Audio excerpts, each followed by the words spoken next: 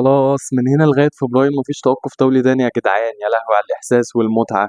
3 شهور مفيش توقف دولي، 3 شهور من ماتشات دوري الأبطال والدوري الإنجليزي والدوري الأسباني والدوريات كلها بقى.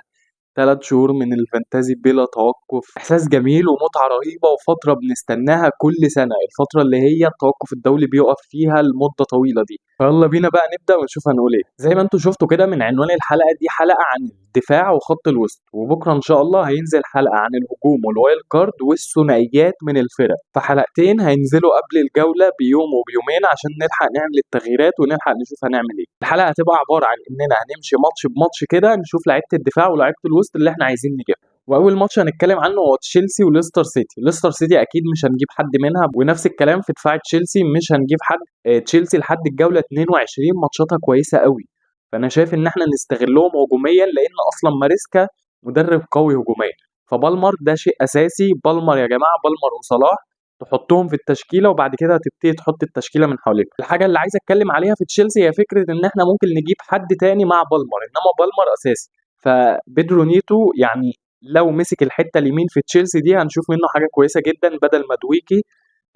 جاكسون عنده 4 انذارات، فلو هو عندك تمام معاه بالمر وخلاص، لو هو مش عندك اكيد مش هنروح نجيبه، وهنتكلم عليه اكتر في حلقه المهاجمين. طيب نخش بقى على تاني ماتش وهو ارسنال ونوتنجهام. وخلوني كده اقول لكم ان عكس كل اللي بيتقال، انا شايف ان نوتنجهام ماتشاتها صعبه فعلا، بس نوتنجهام منظومه قويه جدا دفاعيا، وهي دي اصلا نقطه قوه نونو سانتو. فانا شايف ان احنا لو معانا دفاع مش هنروح نجيب منهم دفاع، بس لو احنا معانا دفاع مش شايفها حاجه كارثيه. هما ممكن يرخموا قصاد ارسنال وممكن يرخموا قصاد السيتي عادي جدا، وفي نفس الوقت قول عينا هو ممكن يخطف حاجه قدام، انما سيلس طبعا ما ينطبقش عليه الكلام ده. فلو عندك دفاع من نوتنجهام عادي ممكن تسيبه، انت لو عندك تبديلات تانية ممكن تعملها في الوسط والهجوم، انما الدفاع مش اولويه خالص. ماتش نيوكاسل ممكن يكون قلق الناس شويه، بس لا احنا شفناهم بيعملوا ايه قصاد ليفربول، واعتقد ان ده اول خساره ليهم تقريبا. فعادي الفرقه لسه في المركز الرابع او المركز الخامس، مش هتقع يعني. وبالنسبه بقى لخط الوسط بتاعهم مش هنجيب منه حد، مش هنفكر في حد تاني. حد بقى او تاني فرقه ارسنال. اصلا يا جماعه بصراحه انا شايف بالنسبه لي ان عوده اوديجارد دي مهمه لينا جدا جدا في اللعبه. ليه بقى؟ لان لعيبه وسط ارسنال كانوا متقسمين: ساكا ب 10 مليون، مارتينيلي وتروسر ب7 مليون، وهو مستواهم وحش، وساكا نفس الكلام كل ماتش مقلقين من اصابته. فانا شايف ان عوده اوديجارد مهمه قوي. اوديجارد نفسه هيبقى مهم لينا قوي قوي اكتر من ساكا كمان، لان ساكا شفناه ماسك الطرف في معظم اوقات الموسم كله، هو ماسك الطرف بيعمل اسيستات اكتر من ان هو بيجيب اجوان. فاوديجارد ممكن يعمل لك نفس الكلام. اوديجارد كمان يعني لو عمل حاجه البونص بيحبه، لانه هو لاعب بيوزع لعب كويس بيصنع كتير، فلو عمل حاجه البونص هتلاقيه برضه هو خاطف البونص كله. فانا شايف ان دي فتره اوديجارد من ارسنال من حته الهجوم، ولا بقى مارتينيلي ولا تروسرد ولا حتى ساكا. فانا شايف ان اوديجارد خيار مهم قوي، وهو الخيار الهجومي اللي نروح له من ارسنال اصلا في خط الوسط. من الدفاع بقى انا شايف تمبر برضو مش ناس كتير بتتكلم عليه، الناس كلها بتتكلم على جابريال. جابريال كويس جدا بس 6 و2 انا شايف ان هو غالي قوي، وخصوصا ان ارسنال دفاعها مش قوي زي السنين اللي فاتت. فاحنا ممكن نشوف تمبر ب5 و5 وممكن يعمل اسيستات كمان. جابريال انت معتمد ان هو يطلع يديك هيد في الركلات الثابته. تمبر انت ممكن تعتمد عليه في الركلات الثابته وممكن تعتمد عليه ان هو يعمل اسيستات، ولما بيلعب هو وساكا بيبقوا متفاهمين قوي. فدول اللي انا كنت شايف ان احنا نجيبهم من ارسنال ونوتنجهام. ماتش بقى بالاس واستون فيلا، فكك خالص من كريستال بالاس. كريستال بالاس وحشه قوي قوي الموسم ده لحد ما نشوف بقى هم هيبقوا يعملوا ايه. استون فيلا انا شايف لوكاس دين مش رفاهيه خالص، لوكاس دين اولويه في فرقه اي حد.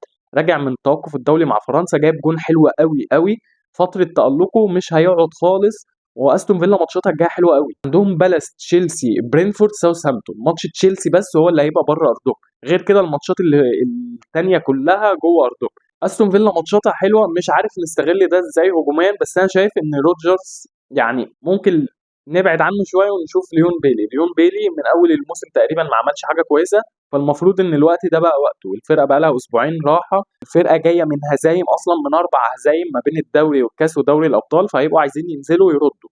فانا شايف ان ليون بيلي الناس اللي عايزه حد من هجوميا من استون فيلا بيلي مش روجرز. فبيلي برضو من اللعيبه اللي لو انت بتفكر في حد من استون فيلا هجوميا ممكن تروح.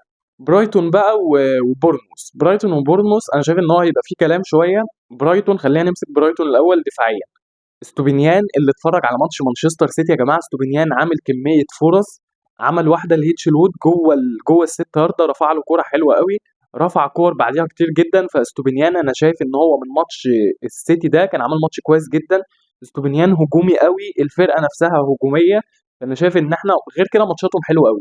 فانا شايف ان استوبينيان خيار مهم جدا. فان هيكي لو انت مش عايز تروح لاستوبينيان، فان هيكي عمل كميه كور طوليه من الدفاع ورا، ضرب بيها دفاعات السيتي كانت رهيبه. ففان هيكي برضو الحاجات دي بتساعد في البونص قوي. يعني التمريرات اللي هو بيعملها دي بتساعده في البونص. فستوبينيان وفان هيكي برضو من الخيارات المهمه جدا في دفاعات برايتون، لان ماتشاتهم الجايه حلوه، وهو خيار ديفرنشال، والاثنين خيارات ديفرنشال، وممكن لو جبتهم يعلوك في الترتيب. خط الوسط بقى انا شايف ان ميتوما في احسن منه كتير قوي في خط الوسط، في احسن منه في فرقته اللي هم جواو بيدرو وويلبك، بس هنتكلم عليهم في حلقه الهجوم.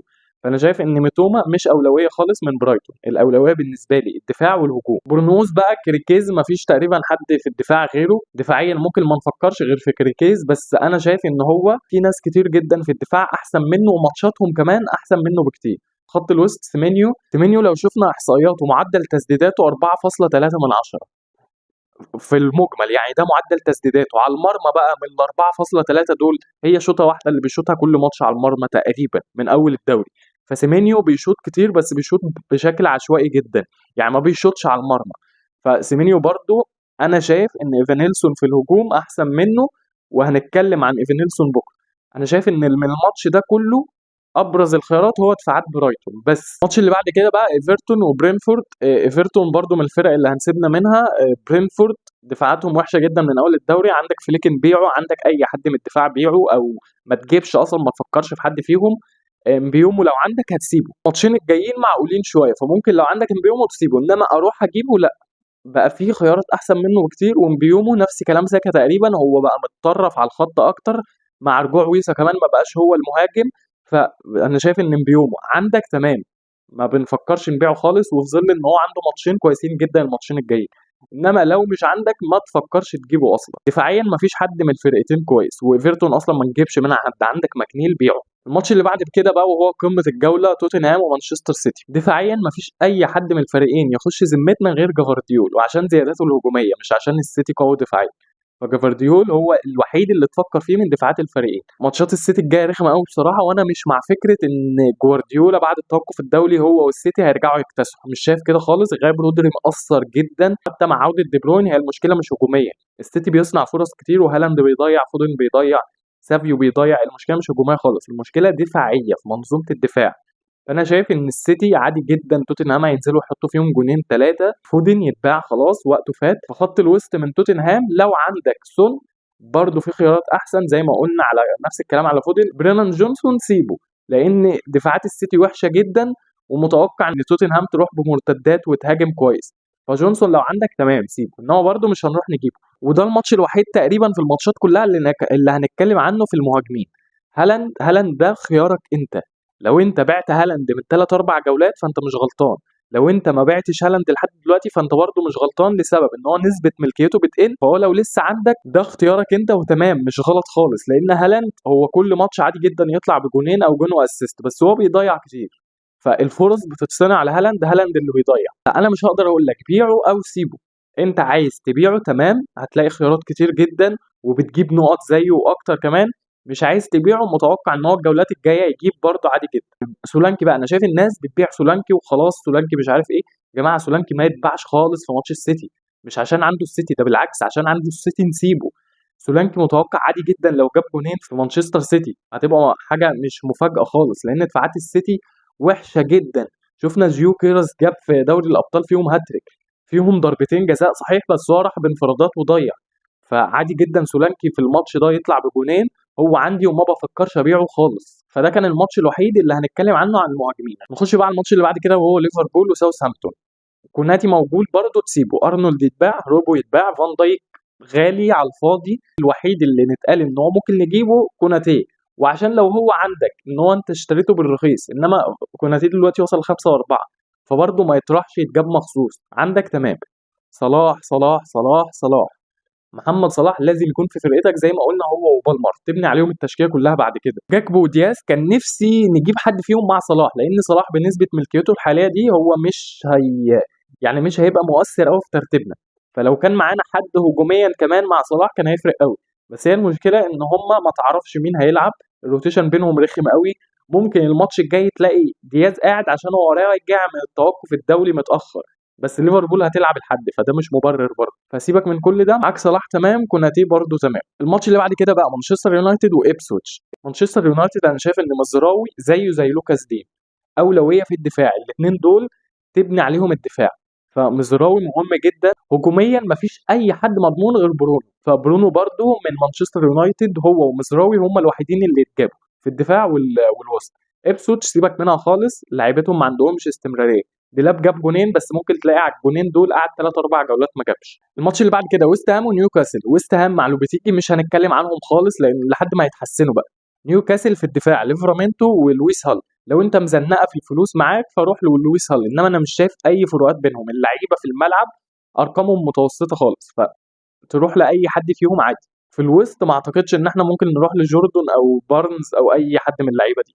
واخر ماتش بقى نتكلم عنه فولهام وولز. فولهام وولز دفاعيا في هنا روبنسون وفي هنا ايت نوري، بس انت لو هتروح تجيب حد اكيد الاولويه هتبقى لايت نوري ومزراوي ولوكاس دين.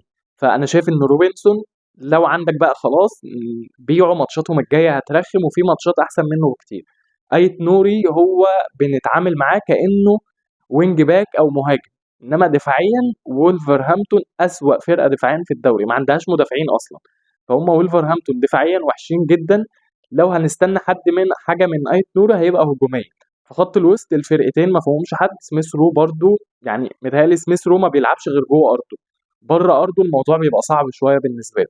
فالماتش ده انا شايف ان هو اللي اتجاب منه في الدفاع او الوسط ايت نوري بس. طيب ملخص بقى اللي قلناه ده كله ايه؟ في الدفاع الفئه العاليه جافارديول او تمبر، واحد منهم. الفئه اللي بعد كده مفيش فيها غير استوبينيان ب 5 مليون. طيب اللي بعد كده بقى في ايت نوري، في مزراوي، في فان هيكي، لوكاس دين وليفرامينتو او لويس هال. يعني حتى كوناتي احنا مش هنروح نجيبه، هو لو عندك تمام. فانا شايف ان هي دي الفئات بتاعت المدافعين.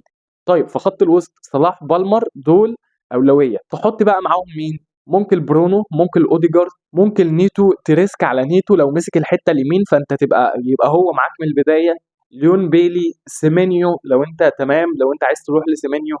في خط الوسط هم دول الخيارات بالنسبه لي، لان احنا في خط الوسط اصلا مش مفيش خيارات كتير، لان انت معاك صلاح وبالمر دول اساسيين، فالثلاثه التانيين انت بتلعب فيهم يا اما اوديجارد يا اما برونو يا اما بقى سيمينيو، بيومو، ليون بيلي، حد من الشباب دي. بس فدي كده كان الكلام عن خط الدفاع وخط الوسط. ما تنسوش بقى تعملوا لايك، تشتركوا في القناه، تتفرجوش وتجروا وبس كده. سلام.